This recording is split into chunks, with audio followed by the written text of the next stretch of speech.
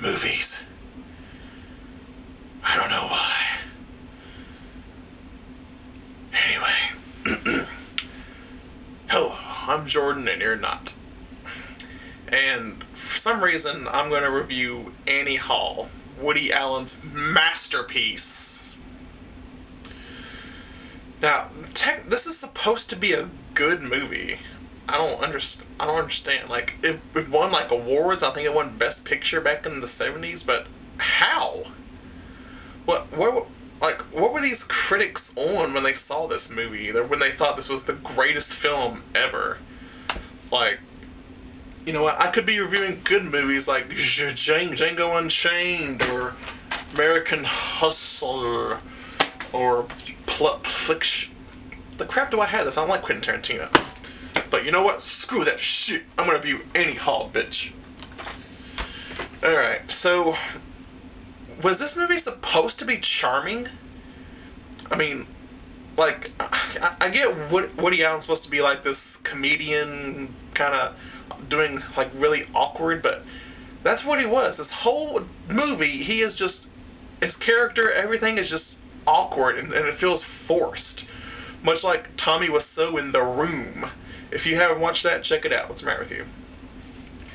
Alright, so it's like, you know, the movie's called Annie Hall, right?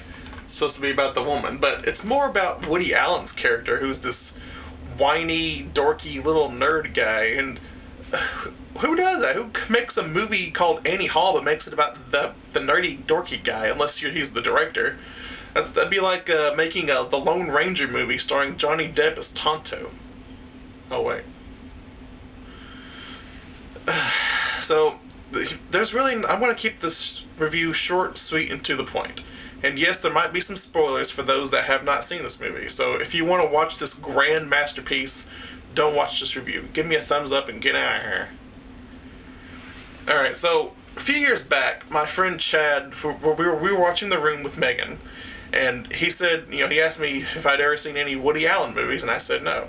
And, you know, I kind of put it out of my mind until just recently. I saw this post on a Facebook movie page group thing I'm on, and he mentioned something about Woody Allen. Well, it wasn't Chad, it was someone else.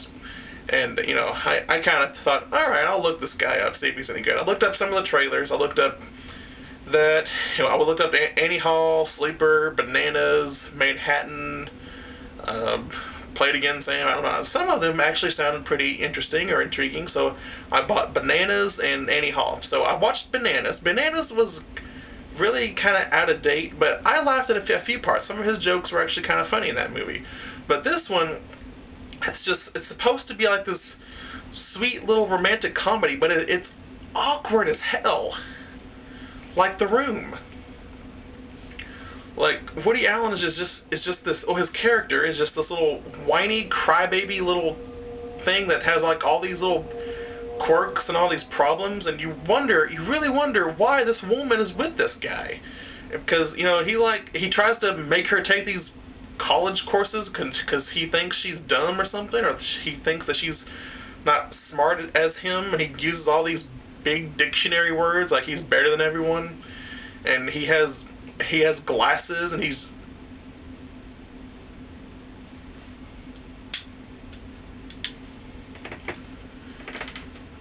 people with glasses are just dorky. I don't like them.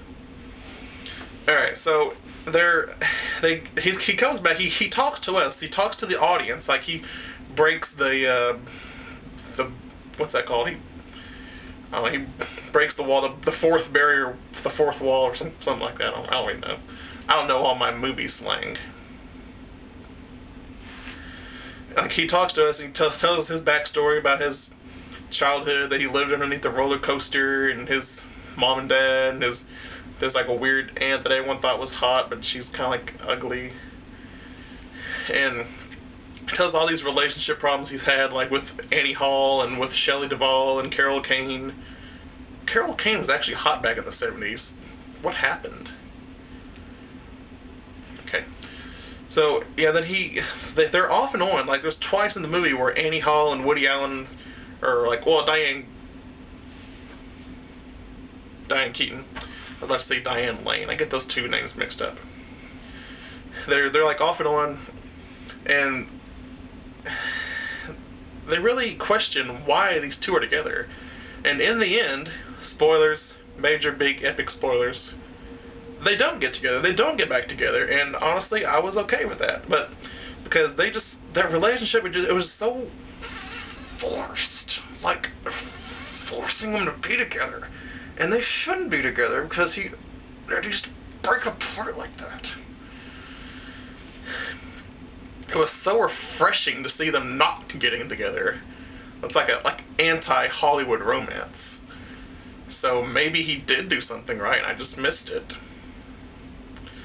Like, maybe years, eons, centuries down the road, when I'm reincarnated as myself again, I'll give it another watch. But right now, it was just really awkward. Much like Tommy Wiseau in The Room. The Room that's so bad, it's good. Like, this movie is so good, it's bad. So it's like an parallel The Room. I gave it a C- for now. I mean, it's not the worst movie I've ever seen. It was kind of entertaining. It was the jokes were pretty awkward to laugh at. I mean, at least it wasn't boring or stupid like The Mummy Resurrected or Reservoir Dogs. Oh crap, I'm going to get like a bunch of hate mail now because I hate all Reservoir Dogs. But yeah, C- for right now. I don't know whether or not I should try to even watch any more Woody Allen movies or not.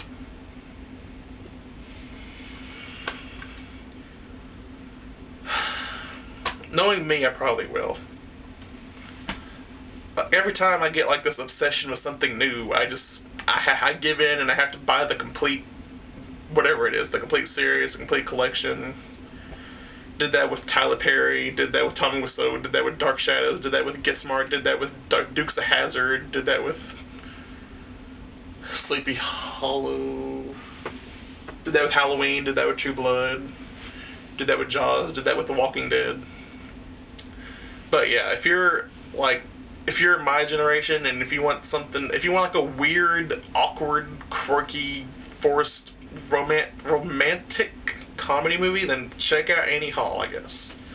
You'll love it.